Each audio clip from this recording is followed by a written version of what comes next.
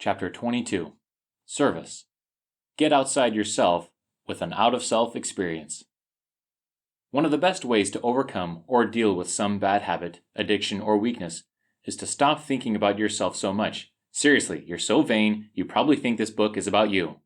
Well, it is. Just like that old song, this book is about you. But my goal is to get you to spend as much time thinking about other people as you think about yourself. Anytime you spend effort, energy, materials, or time on someone else's behalf, you are serving them. Sometimes they pay you for it. Sometimes they give you a pizza while you help them move. Sometimes they return the favor. Sometimes they pay the favor forward. Sometimes you get the warm fuzzies for doing it. Sometimes you get a hope for a better future or the hope for a better afterlife. Service is never ever a one-way reward system. We always get something for serving other people. So let's get over the idea that we serve because we are selfless. We serve because it's what we're supposed to do. It's what our nature tells us to do most of the time. Even work and employment is service. No one wants to do so much service that they run themselves and their family dry. They have to get served in return. How do we keep track of the service we are doing for other people and for the service that other people do for us? We use money, currency, cash, dinero, dollars. I'm not going to turn this into a sermon on the value of capitalism or financial gain. I'm going to tie it all into overcoming weaknesses. Bear with me while I touch on economics for a moment. Some service doesn't require much skill or talent and can be done by just about anyone with minimal training and experience. Some service requires a great deal of expertise or risk on the part of the server and thus becomes a more valuable or rare service. All service requires time, thought, and effort. Sometimes we think our service is worth more than what others think it is. Sometimes we think our value is too little. Sometimes we can convince others our services are worth more than they are. Sometimes others can convince us that we're not worth what we thought. While it's hard to pinpoint any definite value to a service, it's easy to mislead, intentionally or not, either ourselves or others into giving the wrong value for our time and effort and skill. This is where dishonesty, lying, cheating starts to hurt ourselves and society. Being dishonest to others begins to trap us in our own world that's different from reality. It creates a disconnect between ourselves and others. If we can convince others of a mistruth, then we can convince ourselves of the same or other mistruths. Going through our life and figuring out what lies we've told ourselves is, like so many other things I've mentioned already, one of the hardest things we'll ever do. Catching ourselves in our own lies is tough. How often do we pat ourselves on the back when we do some small favor for a person we dislike, like picking up a stray sticky note for the messy guy 3 cubicles down? Oh man, that slob owes us big for that one. I love the scene in the movie Fireproof where the main character, a husband who's facing a divorce, is trying to learn to love his wife again and gets a challenge to do nice things for her. So he gets this great idea of making her coffee in the morning before she goes to work. He is more than pleased as punch in himself for being so considerate, and you can see the confidence in his eyes that this will save the day. When she rushes out the door without even looking at the coffee, he loses his temper, obviously for putting so much time and effort into such a noble act. He had fallen into such a bad habit of not thinking about her that even tiny favors for his wife required a huge change in his mind. Overvaluing our own strengths while undervaluing our own weaknesses is human nature. It is another common problem of all mankind, at least for a lot of us. We call this overconfidence or arrogance. There are also plenty of people who undervalue their own strengths while overvaluing others. This looks like low self-esteem. Yet how many times does a friend or neighbor spend hours or days helping us fix a car just to enjoy our company, when you'd readily pay a mechanic hundreds or thousands of dollars for the same work? What is the value of some of those unexpected small favors? What about when a smile or a hug is all you needed to get through some stressful moment? Both the service that we give freely and the service that we get paid for is the grease that makes the world turn, that keeps society functioning. We can't live without both. What we are willing to do for free or for money is entirely personal. Those who have should share, but they should be allowed to do so freely, or organize their neighbors, community, and society into an association or form of government where everyone shares similarly. It's up to each person and each group to decide what they are comfortable with for their circumstances, and we should be aware of and conscientious of that, since we all have at least something we should share. Some communities will enforce more sharing. Some communities would rather let people share on their own. Have you watched any of those social experiment videos on YouTube where some aspiring filmmaker or prominent YouTuber pretends to be homeless? The videos often go like this. A young adult or teenager pretends to be homeless, begging for money. Eventually, someone stops and shares food or money with them. The filmmaker then stops the generous stranger to interview them. Oftentimes, the stranger is in dire straits themselves but understands the value of charity. In return, the disguised filmmaker then pulls out their own wallet and gives a generous gift of cash to the thoughtful donor, at which point they both cry for happiness and their renewed faith in humanity. And we who watch it are happy to see all of this. An alternative to this is giving a large gift to a homeless person and then secretly following them to find out that they immediately went to their friends to share their windfall with others. When we live our life with the mindset that the work we do, the effort we give, the energy and time we spend on others is service, it should change how we treat it. Some of the service we do, we get reimbursed with money for. I've said this already. Some of the services we do, we get reimbursed with love for. Sometimes we get both. It can be hard to feel like your efforts are any kind of service when you feel like just another wheel or gear in a giant machine, crunching numbers and shuffling papers from one desk to another. If you change your focus and begin to think of yourself as part of an amazing machine or company or country that does immeasurable good for others by supplying them with reimbursable jobs, providing a service or services for others who need it, you might start to look for more ways to improve your skills or for better ways to perform your part of the service. It can begin to become engaging. You will start to use more of your brain to do your job in better ways. You'll begin to develop a passion for something you previously had no interest in. The ways you'll improve won't always be apparent to many people. Maybe you'll get faster with your math skills, or your typing, or learning the software. Or perhaps you'll learn some managerial skills, some people skills, some empathy that lets you connect with other coworkers and leaders around you. Skills that begin to tie and unite various departments to each other. Skills that improve the culture of your office or workplace by making it a happier place to be, and thus increasing productivity. A happy place to work is a productive place to work.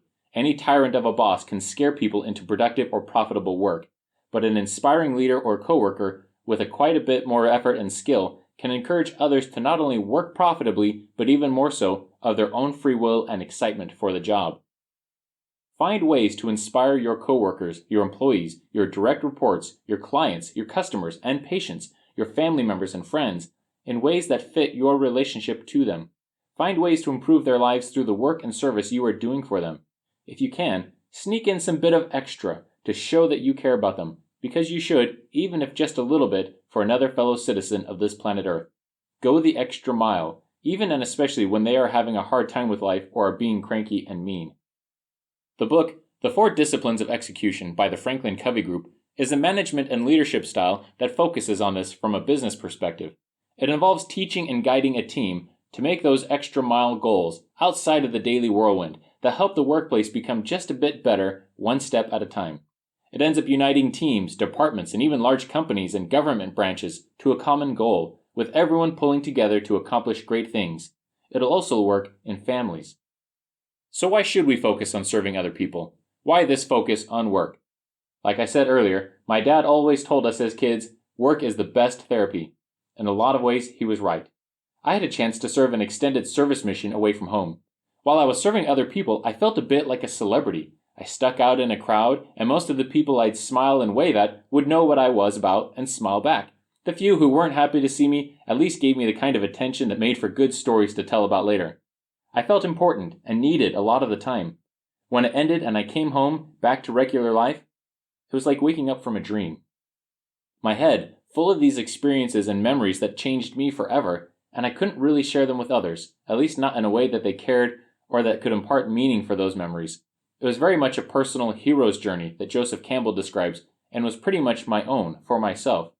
Despite all the people I helped, it had the greatest impact on me. Then I came home. I was just a regular guy again, making plans for school and working on the side. Several other friends I had who served on this mission with me fell into a depression of sorts, some more serious than others. Some of them lost themselves for a time, trying to figure out who they were and what sort of purpose they were supposed to fill that could live up to the excitement they'd left behind. A few of my friends got stuck in bad habits and addictions they've now spent years recovering from. My dad, as wise as he is, put me on the work schedule for his small health food grocery store. I was on the work schedule before I even got home. I'd just been away from home for a long time, and he's making me jump right into working full time. True, I could have quit working for my dad and struck out on my own, but it was easy to go with the flow, and I didn't know enough about life yet to feel brave enough to make that choice voluntarily. I followed his advice and started working and getting ready to go back to school. It worked great for me. Having that structure in my life, having to get out of myself to serve customers all day long, having to manage my time so I could still go do fun stuff was a great answer for me. It was one of the best times of my life, instead of a discouraging letdown. Work was very good therapy.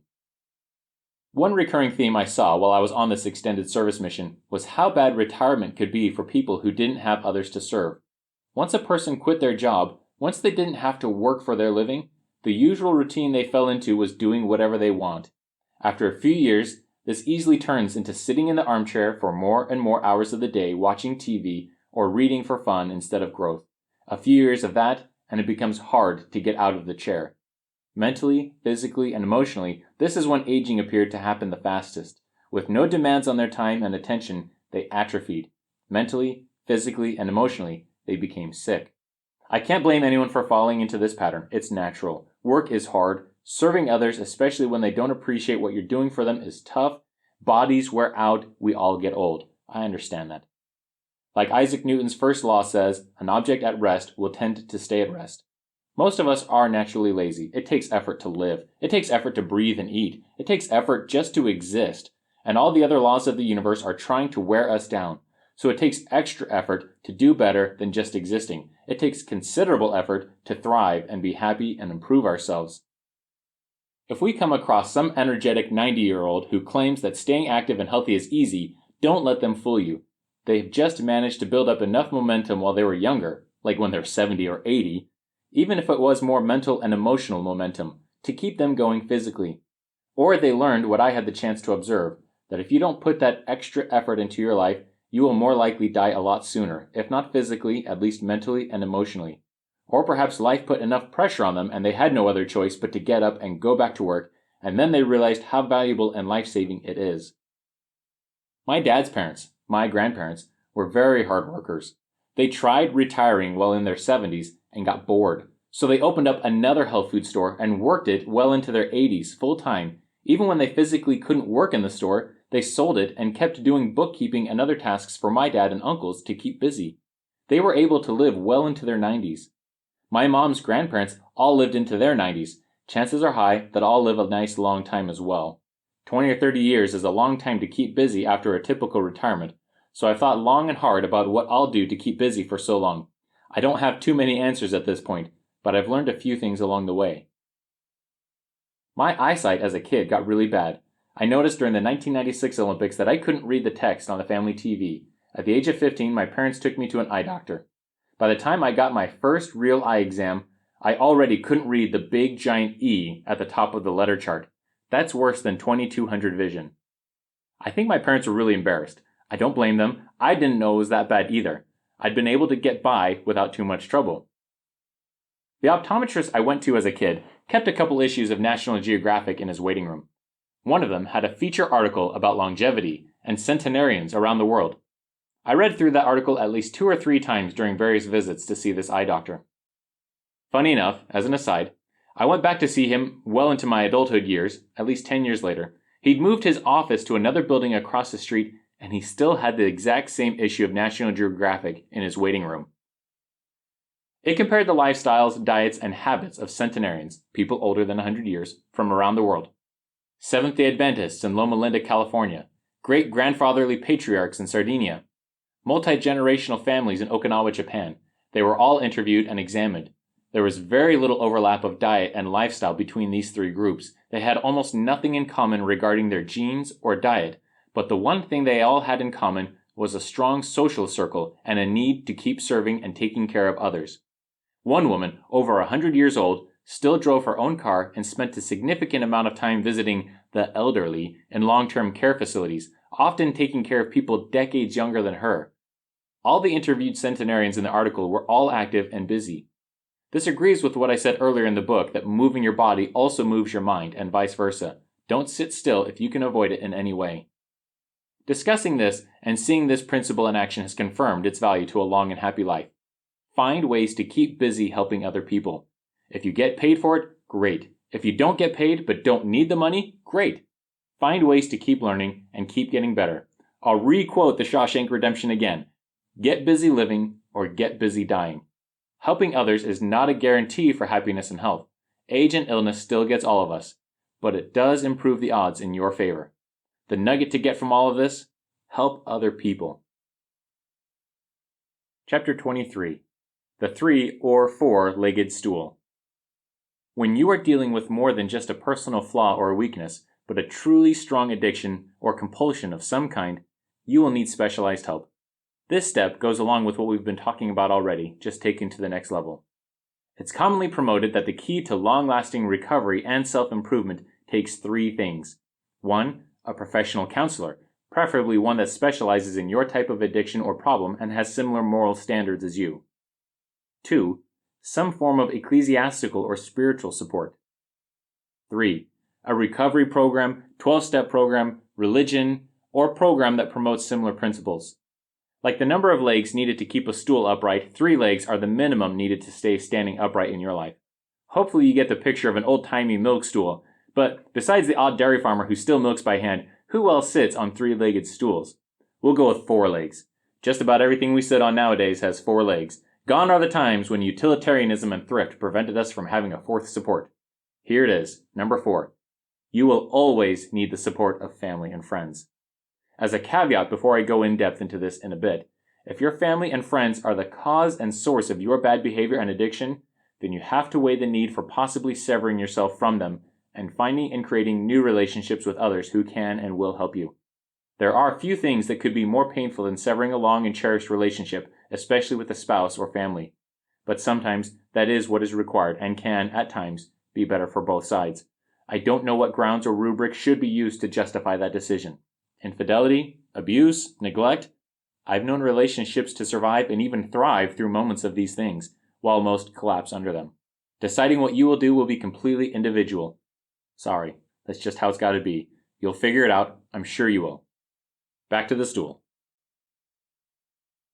Chapter 24. Professional counseling because 2 heads are better than 1.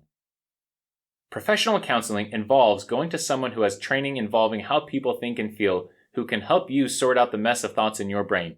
This is supposed to be an expert in helping you understand yourself and other people. They mostly listen while allowing you a chance to say whatever is on your mind about the topic you are worried about, and then they ask you probing or open-ended questions to get you to explore your own thoughts and memories further. Think of them like a guide on the safari of your own mind. Their job isn't to solve your problems, but to help you find your own ways to solve your own problem.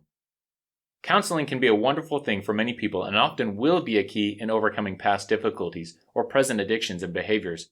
A private counselor can help you in ways that no one else may be able to, and you'll be able to discuss things with them that you might not feel comfortable discussing in any other setting. But understand, many people have difficulty finding a counselor who does help them. It's very individual. Personally, I recommend it, but it may take you a couple tries to find one that works for you the way you need it. Don't feel like you have to stick with a particular counselor unless medical or other considerations warrant it. Psychiatrists have medical training and can prescribe prescriptions that they feel might help you. They have a tendency of relying on such methods more often than other types of counselors, which can be a great thing for many of us. Psychologists are similar, but cannot prescribe medications. Both can prescribe various psychological tests and interpret the results.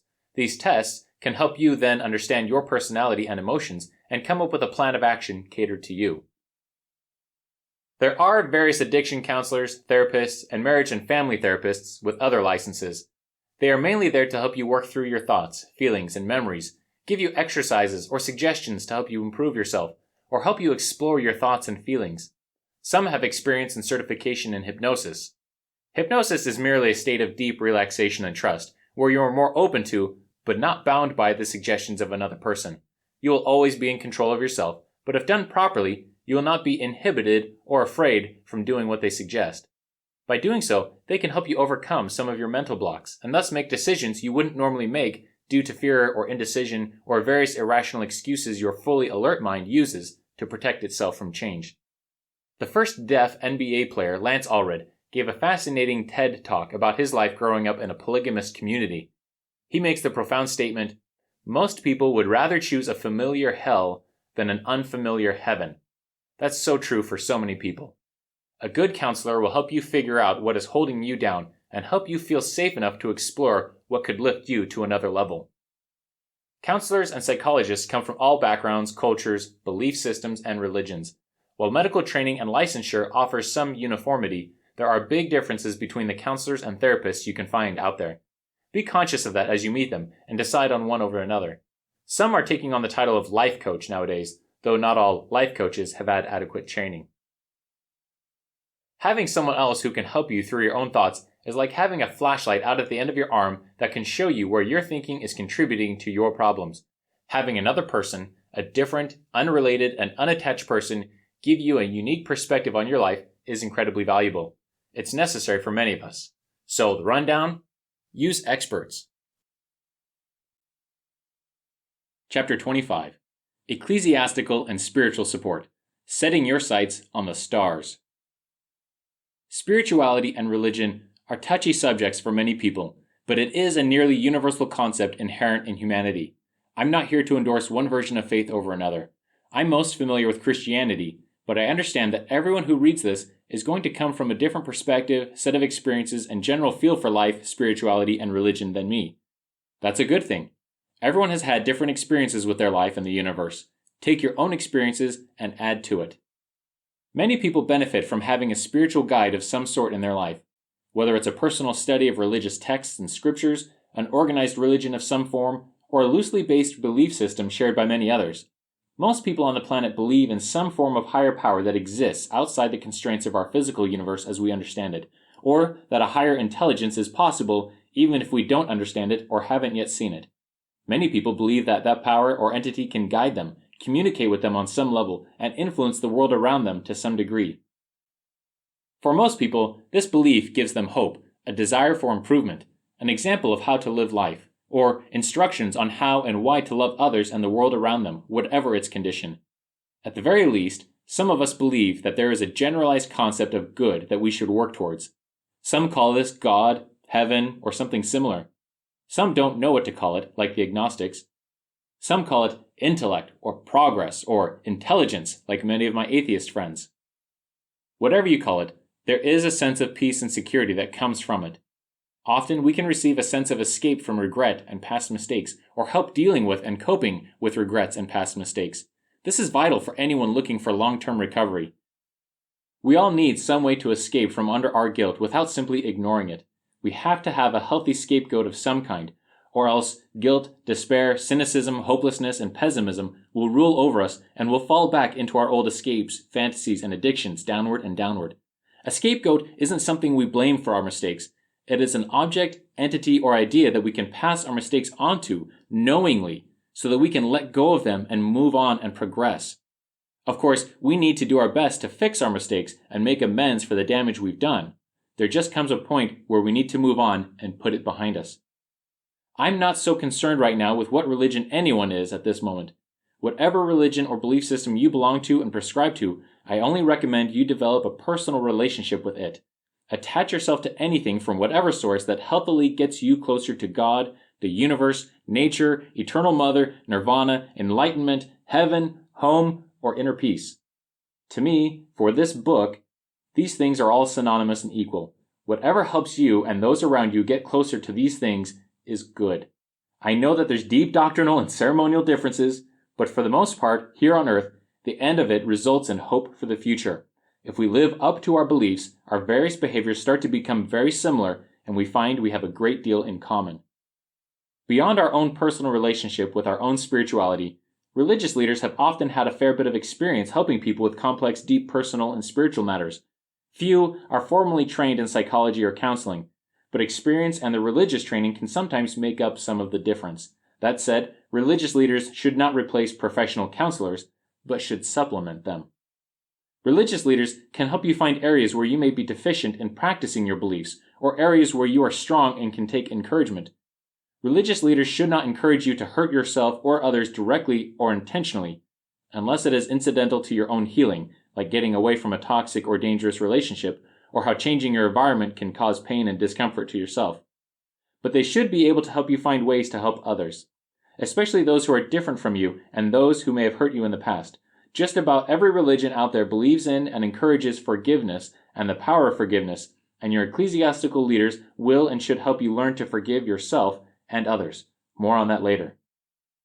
Any ecclesiastical leader who encourages you to take property from others, hurt them physically, or be verbally or emotionally abusive and harmful is operating from a place of defensiveness or fear themselves.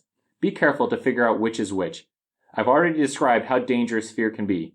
Even defensiveness can be destructive when used inappropriately. Religions or philosophies of any kind that we use as guides for life need to operate from a place of love and hope for both the immediate future and the long-term survival of humanity and the individual. In essence, aim high. Chapter 26. Recovery programs are steps to better things. Most recovery programs I am aware of incorporate and involve the 12-step method to some degree or another. Even a lot of religions have been using many of the same principles since before the 12 steps were formalized by Alcoholics Anonymous. The first time I read through them, I thought to myself, this is what my Sunday school teachers have been telling me since I was a little kid. Whether it's through a formal anonymous program, Alcoholics Anonymous, Sexaholics Anonymous, etc., through another support group system like Weight Watchers, whether it's a paid-for system or a free community service, the principles that are embodied in the 12-step program are fairly universal.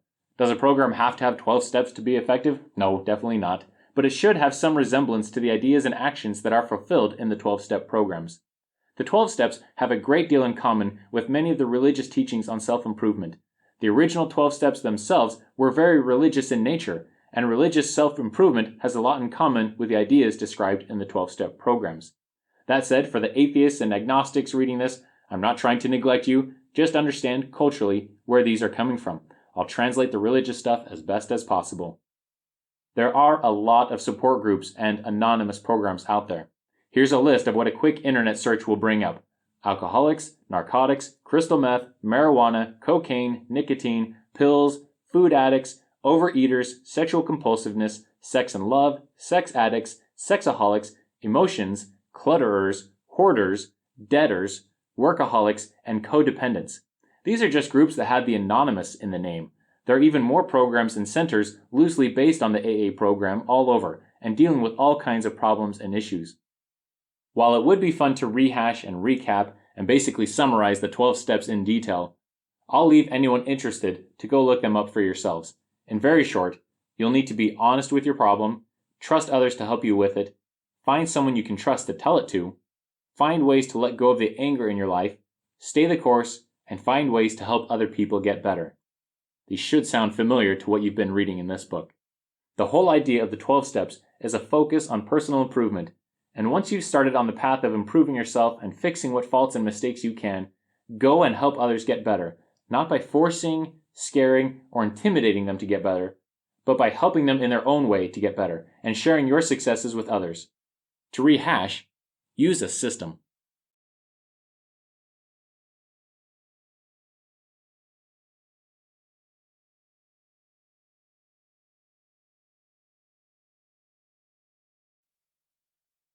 Chapter 27.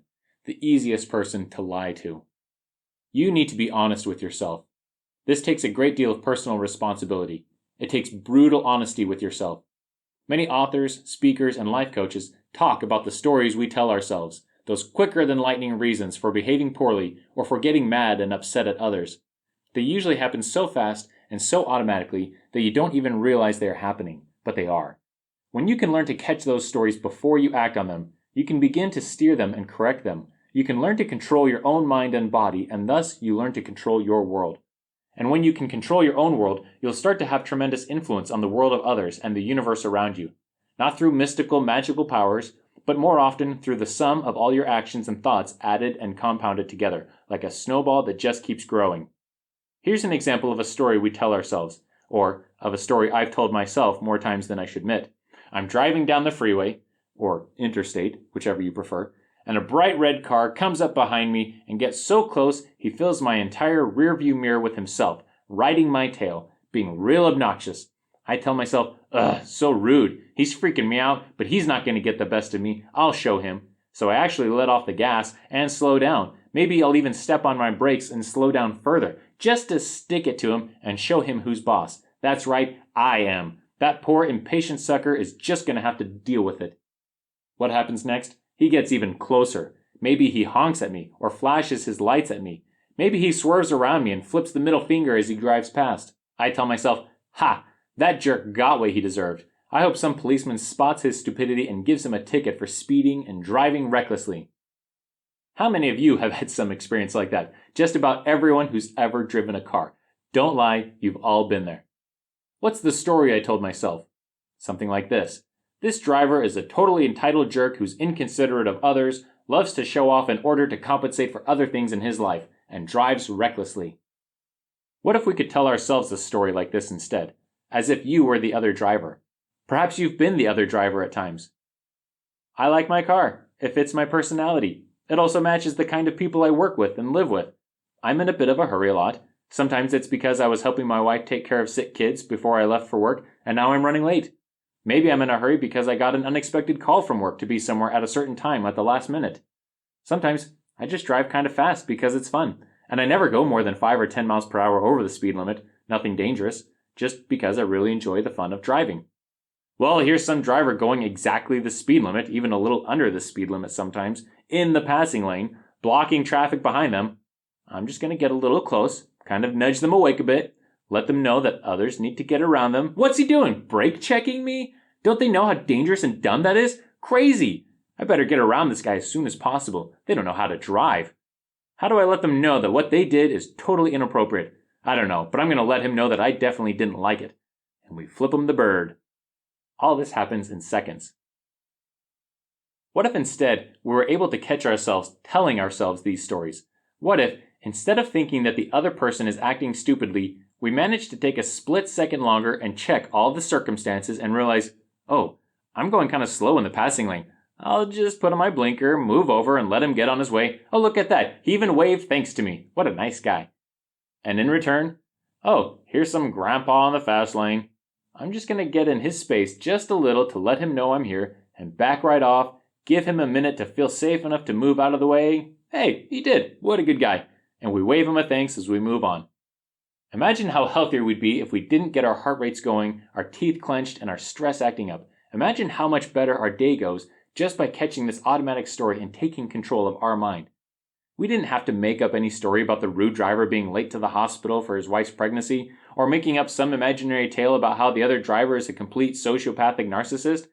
We take a moment to remember the fact that these pretty normal people we're encountering in a pretty normal setting are just in a different mode of life than we are in that moment. We tell ourselves these same stories to justify acting stupidly to ourselves. Yeah, I can afford to eat a third piece of cheesecake. It's just one more joint with friends. I'll be fine. I'm only a little buzzed. I can still drive. I'll just go to bed in a few more minutes. These one-line stories whip through our brains so ridiculously fast almost no one recognizes them until some outsider points them out to you or gives you the idea that they even exist so you can start to watch for them inside yourself. Being totally honest with yourself is difficult and takes a lot of practice and failure and more practice. Sometimes we even have to get detailed enough to write down our stories and self-lies just so we can look at them like an outsider. Sometimes we need to get outsiders to look at our really personal and private stories and help us see them for what they are. Friends and family that encourage us to keep doing stupid things and persist in our stories don't make for very responsible or helpful family members or friends. Validation and vindication is addictive in itself. We can't wait to tell our sisters, coworkers, or close friends about that awful person who snubbed us at the party, or the awful rude cashier we had to deal with at the grocery store, or the incompetent scum of a human who cut in front of us at the Costco gas station. Find others who want to help you get better, at least in the ways you need help with. Once you've learned how to be honest about your problems, you can start attacking them. You can realize that you need others' help to deal with them. You'll realize that others can help and want to. Once you've got a grip on your problem, or problems, because who has only one anyway, it'll take serious effort to keep working on it. It might be 3 steps forward and 2 steps back, or some days it'll be 1 step forward and 5 steps backwards. Just keep taking steps forward whenever you can. The direction you're trying to go is more important than the progress you are actually making on it. Understand that life is going to keep happening. There's lots of good stuff in this book to reread and review, and lots of other books I've shared ideas from that are worth reading too. Write or draw or record your thoughts and feelings somehow. Create, build, craft. As you do, take stock on what comes out of your head and why. Take the time to figure yourself out while you do this. Whatever you do, find some way to get what's in your head out of your head. Talk about it out loud and record yourself. Or tell another person. Write it down in great detail. Draw it, sculpt it, sing it. Get it out of your head and in some form or shape that you can look back at it. All of it. Good, bad, and ugly. Put some physical form to it that you can analyze and grapple with and hold. And be careful with it. Not many people are ready, equipped, or able to deal with your worst parts, distilled down in such a concentrated form. Don't pull your worst out just to spill it out onto everyone else. Find someone or a group who can help you properly deal with and dispose of that kind of waste. Just like putting a name to our fears, we need to put a description and shape to our thoughts. They remain nebulous and wispy while they stay floating around in our heads. We can't do very much with our own thoughts until we begin to pull them out and put them down on paper or something. Only when we can look at ourselves like an outsider looks at us can we see ourselves for who we are and then do something about it. When you've got a problem that has persisted in your life for as long as you can remember, you have to find some way to pull it out and look at it and figure it out. Like pulling out a big cancerous blob of black slime that has tangled itself in between the nerve cells of your skull, or the roots of an obnoxious weed that you don't want among your flowers or garden. You can't get rid of it if you leave it there. You may not get all of it at once, but as you pull each new sprouted plant out, you will weaken it further and further. It may crop back up when you least expect it years in the future. That's okay. You'll know what it looks like and you'll have had practice pulling it out, or you'll at least have been able to carefully quarantine it to a section of your yard where it does serve some useful purpose. But you need to acknowledge it, put boundaries on it, and recognize it for what it is. This is a hard and painful step. We don't want to see our ugliness. We don't want to pull the muck and slime out of our brain and actually have to look at it. It's like finding moldy spaghetti in the container in your fridge that's been there for too many weeks. Forcing yourself to look at it and deal with it is critical for growing and getting better. If you want to help other people in this world, you need to clean out the refrigerator of your mind. If you want other people to help you, you need to be safe enough for them to get close to you to help. Clean out your garbage. Air out the stinky bedrooms. This is a step you'll have to do yourself, but it's the most important step for being able to connect with other people. In fact, it's in the building and writing and creating of relationships that you will figure out who you want to be. Building relationships requires correcting them and fixing them when you break them or strain them. And learn to be accepting and encouraging of others when they break them or strain them. As we form connections with other people, we will strain those connections at times. Acknowledge that, apologize for it, and fix it whenever you can. What you'll find is that your connections with other people will grow stronger after a few of these repairs, and you'll learn the limits of each relationship, and you'll both learn in what ways you can depend on each other, safely and reliably. When you're wrong, admit it quickly and easily. The faster you do it, the easier it is. Make up for your mistake. Fix it if you can. Apologize. Learning to say, I'm sorry, or even, my bad, is just as or perhaps more important than saying, I love you. It doesn't even have to be a full apology. A simple, excuse me, what I meant was, can have the same effect. A quick, oh, you're right, let me rephrase that, can go a long way. There's a popular idea that love means never having to say, I'm sorry. I'd like to bury that idea. It's an awful idea. Love is learning to say, I'm sorry. Equally important is learning to say, I forgive you, or even, that's all right, I still love you.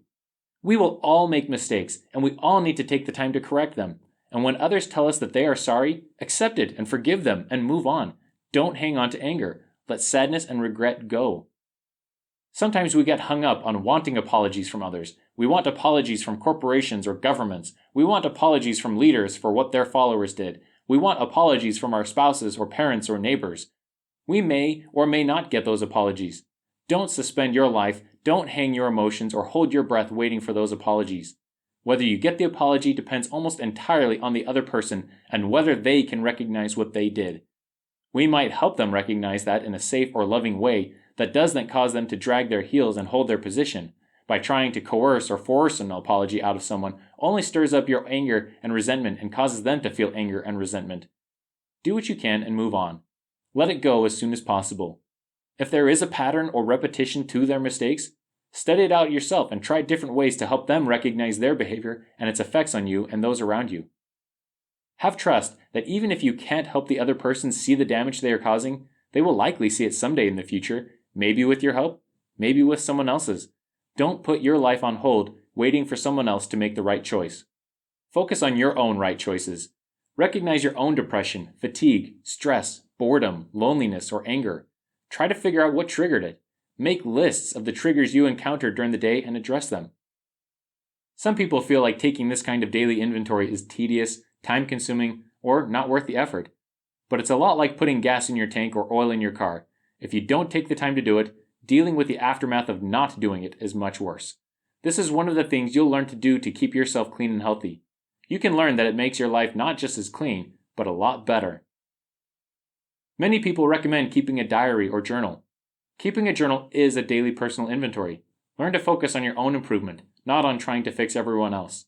As you get better, you will find ways to gently help others get better, or they will see your life improve and they will want to know how you did it. Your light will shine to them.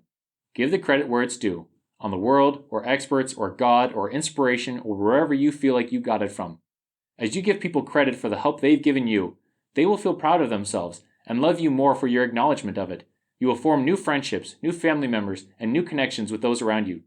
You can only take credit for so much of your own improvement, just as you can only take credit for a portion of your faults.